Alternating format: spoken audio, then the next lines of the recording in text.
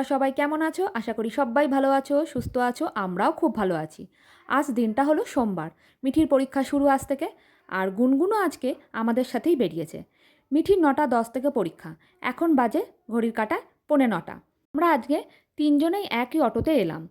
গুনগুন নেমে গেল সাতগাছি থেকে বাসে চাপলো, আর আমরা উল্টো দিকে চলে গেলাম মিঠিকে স্কুলে দিয়ে ঘরে তেমন কিছু সবজি নেই, তাই একটু ভাবলাম সবজি কিনে তারপরে যাব।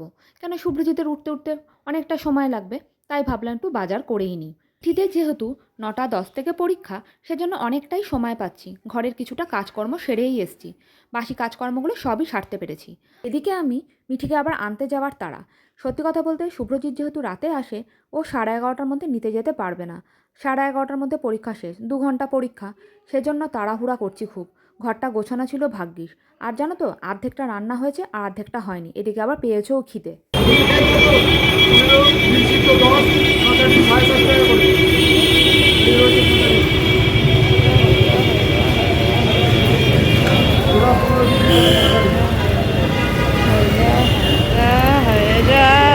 করতে পারলাম না, রাগ ধরে যাচ্ছে।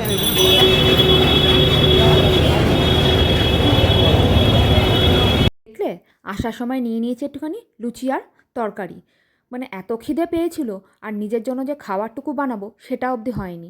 তো সেই জন্য আমি আমাদের তিনজনের জন্যই খাবারটা নিয়ে নিয়েছি। শুভ্রজিৎ এখনও ঘুমাচ্ছে, ওকে ভাবছি এবার ডেকে দেবো। আর দেখো ঘুগনিটার অবস্থা, ঘুগনিটার সেই যেন ট্যাল ট্যাল করছে জল।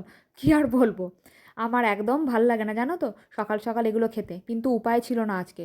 আজকের দিনটা এরকম হলো, পরের দিন থেকে করেই যাব।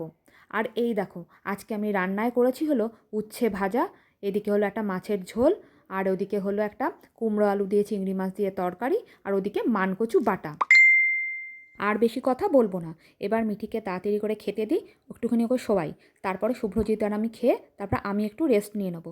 তারপরে বিকেলে উঠে তো মিঠিকে পড়াতে হবে। নিজে থেকে কিছুতেই পড়তে বসে না, সেই আমাকেই বসাতে হবে। সে কি জ্বালা জানো না। এখন বাজে 7:10। আবার খাওয়া দাওয়ার পর ঘুম থেকে উঠে মিঠিকে একটুখানি ঘুম পাড়িয়েছিলাম অনেক তাড়াতাড়ি, নিয়ে এখন মিঠিকে নিয়ে বসে গেছি। আর এখন পড়াই। আর সবার ভিডিওতে আবারও বলছি, যেতে পারছি কিন্তু সব দেরি করে করে যাচ্ছি। মানে যখন তখন রান্না করতে করতে বা কোনো ঘরের কাজ করতে করতে মিঠি যখন থাকছে না, একটু মানে সন্ধ্যাবেলা এখন পড়াতে হচ্ছে। সকাল দিকেও স্কুল থেকে এসে একটু পড়াতে হচ্ছে। একটাই কারণ, যে পরীক্ষা। তা নাহলে তো সময় পাওয়াই যায়, সেজন্য যেতে পারছি না। আর গেলেও সময় উল্টোপাল্টা সময় হয়ে যাচ্ছে, তাই তোমরা কিছু মনে করো না। আর এই যে এদিকে মিঠি পড়াশোনা করছে। মিঠি, হাই। তা এখনকার জন্য এখানেই শেষ করলাম। তোমাদের যদি ভালো লেগে থাকে, একটা like, comment, share and subscribe করতে একদমই ভুলো না। আর ভালো লাগলে একটা কমেন্ট করে অবশ্যই জানিও। তো এখনকার জন্য টাটা, গুড নাইট।